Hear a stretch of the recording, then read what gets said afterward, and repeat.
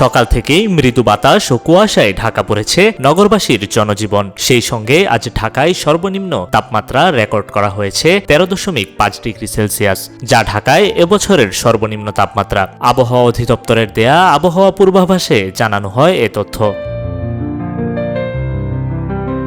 সকাল থেকেই ঢাকায় দেখা গিয়েছে কুয়াশা সঙ্গে মৃদু বাতাস। শীত বাড়ার সঙ্গে সঙ্গে বিপাকে পড়েছেন খেটে খাওয়া মানুষজন। কিউব হোল্ডিংসের গল্পে সেই রেখাটি আঁকা হয়েছিল আজ থেকে 1 যুগ আগে।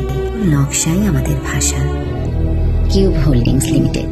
এদিকে ঢাকায় আজ সকাল 6টায় তাপমাত্রা রেকর্ড করা হয়েছে 14 ডিগ্রি সেলসিয়াস, আর এ সময় বাতাসে আর্দ্রতা ছিল 95%। অন্যদিকে উত্তরের জেলাগুলোতে আরও তীব্র হচ্ছে শীতের অনুভূতি। আজ সকাল 9টায় চুয়াডাঙ্গা ও মেহেরপুরে সর্বনিম্ন 9.6 ডিগ্রি সেলসিয়াস তাপমাত্রা রেকর্ড করা হয়েছে। দিনভর রোদের অভাবে জনজীবনে নেমে এসেছে স্থবিরতা।